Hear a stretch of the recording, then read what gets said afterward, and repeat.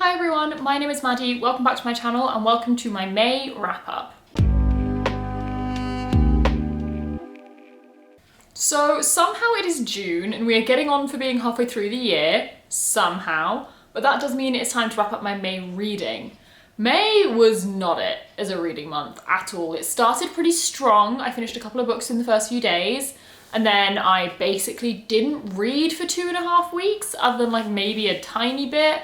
And then kind of got into it a little bit more again at the end of the month. It's been a struggle. The world is starting to reopen. May 17th is when restaurants reopened in the UK, like for indoor dining. And so there's been a lot of socials with all my workmates during the week and things like that.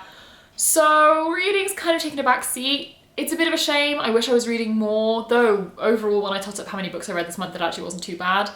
But at the same time, I don't really mind it because I'm excited to take the opportunity to get to know like friends from work and stuff because it's something that I've been waiting to do for so long. So swings and roundabouts, reading's not top priority at the moment. Don't love it, don't mind it too much. But as I said, when I actually tot up what I read in May, it wasn't that bad. Like that's an okay stack. It wasn't remotely what was on my TBR and I definitely didn't even nearly finish my TBR. But I got through a decent number of books, so as always, we're going to do the stats and then we'll obviously get into going through these books one by one and giving you my thoughts on them, and I'm going to try and keep it pretty snappy. So stats, as always, I have my trusty sheet of notebook paper for remembering these because I don't remember them for more than 2 seconds. But total number of books read was 7, so not bad. I always try and aim for like around 8 to 10, so a bit lower than I'd like, but not the end of the world. And this does bring my goal for the year, which is going to be interesting, to 54 out of 52. So I have officially completed my goal for the year. I am now moving my goal to 101, which I'm 100% going to regret because we're almost halfway through the year and I'm reading less and less and less as the year goes on. So I may not make it, but you know, need to have something to aim for, keep me going, why not? And I only went for 101 instead of 100 because I just like the symmetry of the number.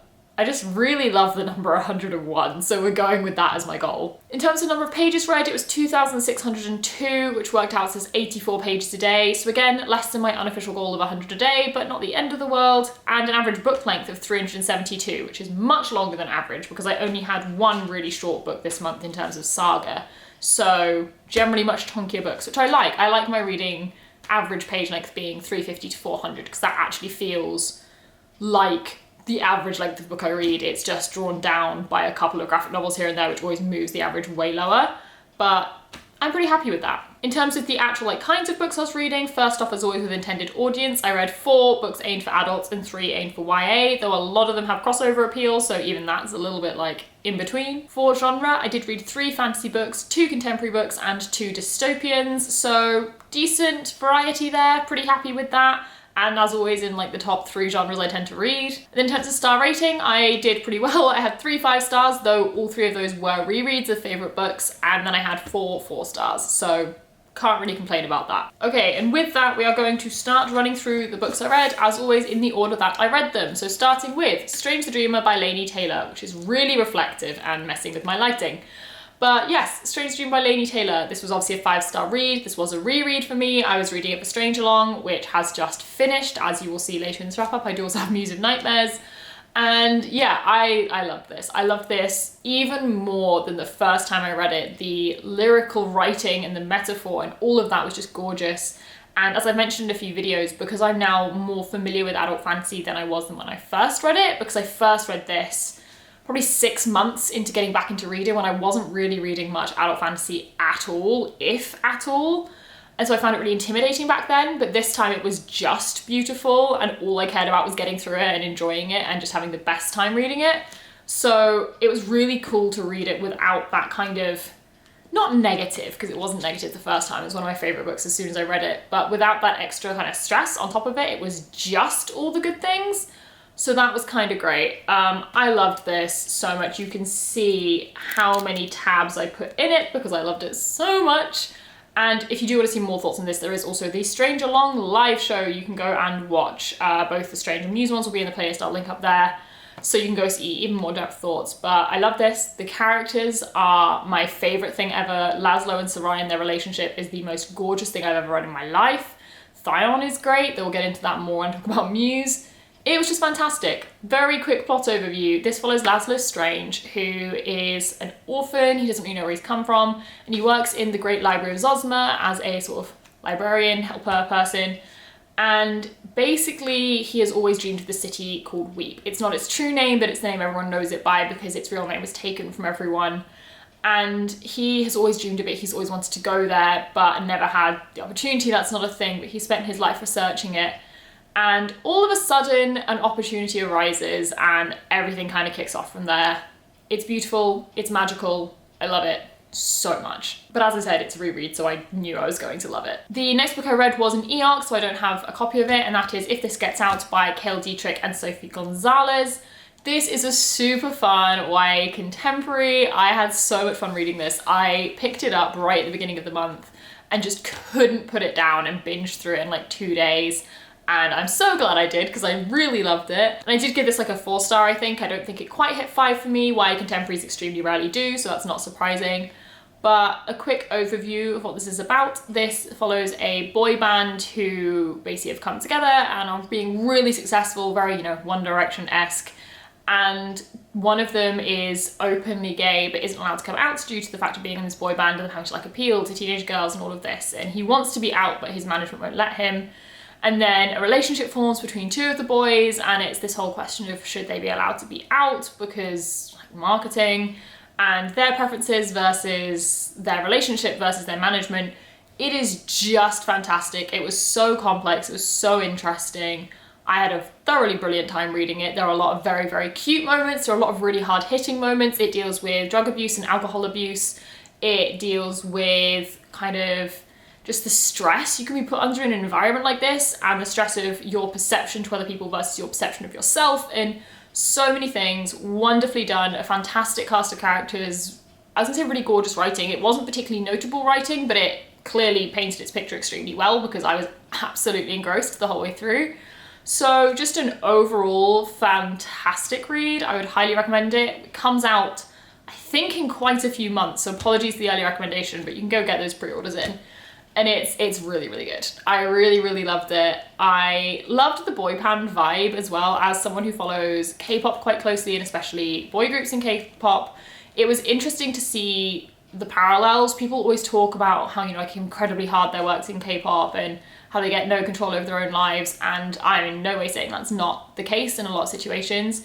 But I think people forget how much of that is also the case in Western bands and groups. Like that's not exclusive to other cultures, and I think people forget that and like to make that disparity. So I really loved seeing that intensity and that lack of control over your own life in a much more Western setting, because I feel like people need to be reminded that artists are worked just as hard here. It's just covered up, and we sell this whole myth of, oh, artists, freedom, all of this, when that's actually probably not the case like a lot of the time. So yes, super fun read, highly recommend it. It's queer, as always, it's fantastic. Please read it when it comes out because you will ram through it and have the best time. The next book I read, well, the next 2 books I read are these 2, and I do have a whole video reading these, which I will link up there. But the first is The Outrage by William Hussey. This is another 4-star read for me. This is a YA dystopian book following a world where sort of this big, you know, dictator kind of leadership has come in. It's set in the UK. And they have outlawed loads of things, and you live this really strict life, and one of the things that is now outlawed is LGBT people. And it was a really hard-hitting read in a really odd way. I talk about this a lot in the video. As I was reading it, I didn't love it. It's super, super quick to get through. I read almost the whole book in one night. And it is really fun, not fun, it's difficult to read. Like, it's really quick, it's really gripping, it's really intriguing. But I did feel like it was a little bit simple in some places. I know it's YA, but I feel like it could have done a little bit more. I felt a couple things were a tiny bit convenient, but as an overall, the dystopian genre, although there's been many books and this did feel similar to many of them, it hasn't had a focus on LGBT before, which is a thing that's been needed. So I do not care if it was slightly convenient or slightly similar to other books, because this is a perspective that is needed, and the author's note at the beginning and end of this really wrapped it up so well for me. And I'm so glad this is the kind of book that both LGBT youth and other teenagers have the opportunity to read at the moment, because there's a lot of very important stuff in here which I feel like they could do with knowing. And books like this are going to be the way to get that information out to people if they're not even necessarily looking for it. Just as we all grew up thinking we could cause a revolution and cause a difference because of Divergent and Hunger Games, the exact same thing will happen with a different topic because of books like this nowadays, which is really exciting to see, and I'm really glad books like this are being released. You will see if you watch my vlog, I literally cried reading the author's note at the end because it just really hit so much for me. So yes, very good book. Is quite YA, that's not a criticism, just go in knowing that, because if you're someone like me who often reads a lot of adult and then enjoys delving into YA, sometimes the slightly more YA books don't hit quite as well, so if that is a thing for you, this may not be for you, but I would still recommend reading it. It's super quick, it's super fun, it has an extremely important message. I will say now, trigger warnings, I think it actually has trigger warnings in the front. It does, I will read it out. It says, this book is set in a future England following a takeover by a far-right government. The following text contains homophobia and homophobic language, references to ethnic cleansing, self-harm, references to suicide, and scenes of violence that some readers may find distressing or offensive. Know that going in. I will follow that by saying, with the homophobic language, especially at the beginning of this book, it's a really hard read. First 60 to 100 pages, it is constant, and I think that is trying to make its point that this world, it's not just like the leadership disagree with being LGBT, but everyone else is kind of like, oh, it's all right. The whole world is so horribly homophobic in this world. So just go really carefully, because as someone who's very confident and not generally touched by these things, and I've been very lucky living a very privileged life and haven't been impacted by these sort of things in my personal life, I did find this quite a hard read. So go carefully, protect yourself, but I'd give this a read. Next up, I read Crosshairs by Catherine Hernandez. Again, vlog if you want to see more thoughts. This I also gave 4 stars, and this was a slightly disappointing read for me. I thought this would be one I absolutely loved, and for whatever reason, I really struggled to get into it. Like, I really did. I just wasn't that interested in it. I wasn't that invested in the characters. I felt like I wanted a bit more happening. This dots back and forth quite a lot between seeing how the world came to be and then seeing where they are now, which generally I love in a dystopia. I really love seeing both sides of things. But for whatever reason, this one didn't quite captivate me in that way. It felt like a lot of not much was happening, and it's more of a slice of life book than a plot-driven action book until the very end. And that's fine, but for whatever reason, given the context and given the characters and given everything we were seeing, I wanted a little bit more plot happening. But the last maybe 100 pages, only 250 pages long, maybe 100, maybe a bit less than that, was really good. And it was almost even more frustrating because I wish the rest of the book had been like that. Quick overview, this is set in Canada, similar idea. The world has actually experienced some flooding and it means it can't like support everyone anymore. And so the government have basically started taking any minority or, you know, group basically who's not white, cis, het and rich. They are starting to be basically put into labor camps, and it's sold as like, oh, you get a job, you get a place to live. Like, that's the most you could ask for at the moment, but they are just labor camps. People are being tortured, people are being treated really badly.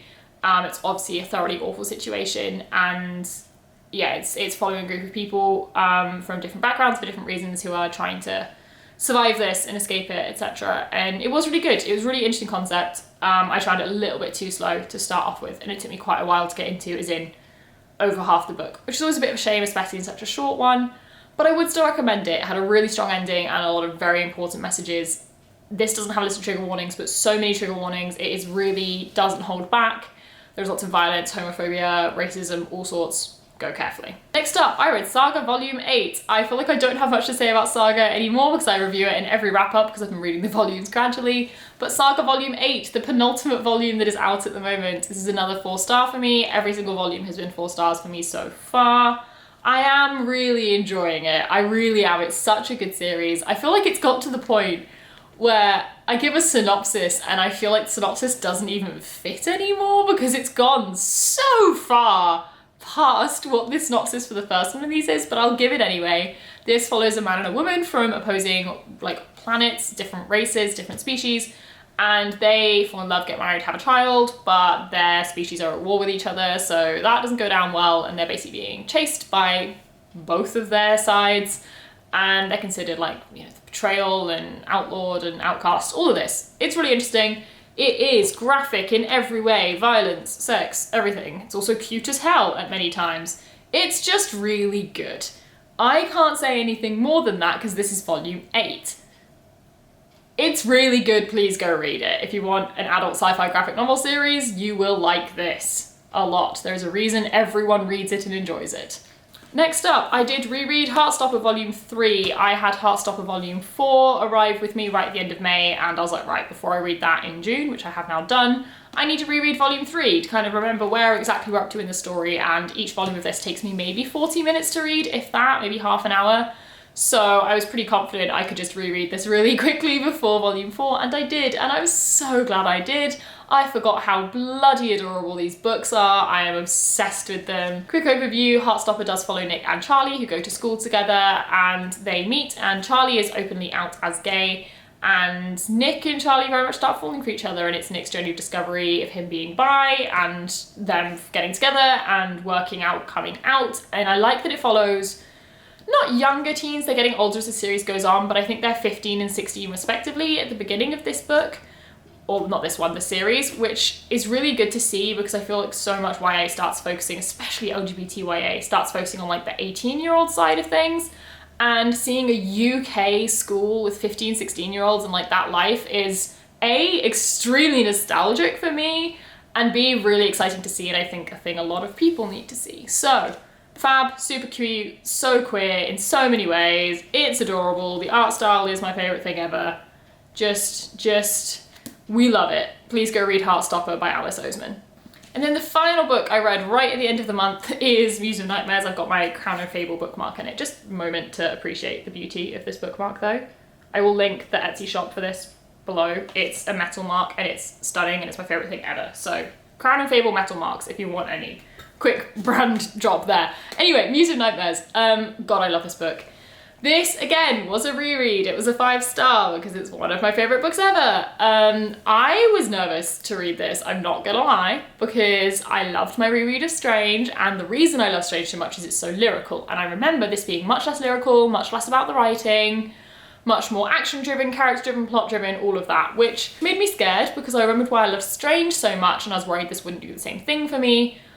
I had no reason to be scared. This was phenomenal and I loved it just as much as I did the first time, if not more. I don't know if I love Strange or Muse more. I love them both for very different reasons. Again, if you want more thoughts on this, linked up there and in the description is the playlist to the live show where we talk about this book. It's so good. The relationship gets even better. The Easter egg at the end, which I can't talk about because it's a spoiler, is still my favourite thing in any book ever. Literally, I'm never going to get over it, even though I've read it twice now and I'm sure I'll read it many more times in the future. This is just amazing and the characters are fantastic and the new characters that are introduced and the exploration of grief and trauma and how that makes you act and how it makes you as a person and how to get past that and how it can make you act really badly but it doesn't have to keep going that way and you can be the end of the cycle and oh, it's so good. It's so good. Please read this duology. If you ever listen to a recommendation from me, please read The Strange Dreamer duology by Laini Taylor. It is the best thing ever written. Again, the first time I read this, I finished it and I hugged it for like half an hour because I couldn't cope. And I was like, it's a reread. I won't need to do that. I still want to keep hugging this book. It gets me like nothing else. It's so good. Please go read it. It's amazing. Okay, that's it. That's the 7 books I read, plus obviously if this gets out. I had a pretty good reading month. Like, yes, I didn't read as much as I wanted. I didn't read as frequently as I wanted. Overall though, I can't really complain. I got through 7 books. I had a good time with them. It could have been a lot worse. And exciting news, beginning of June, I am starting to get back into my reading kind of vibe, which is good. It may not continue because I go back to work in a week, less than a week, a few days. And that's when my reading vanishes, but we'll see how it goes, it'll be fine. But yeah, that's it for the video. I hope you enjoyed it. Let me know down in the comments how your reading went in May, how your reading's going overall. I'd love to know. Give this video a thumbs up if you enjoyed it. Subscribe if you like some more content from me. Down below are links to all of my social media, as well as the read-alongs and readathons I host, as well as my Patreon and my wishlist if you want to check out any of those. But that is it for the video, so bye. I'll see you in the next one.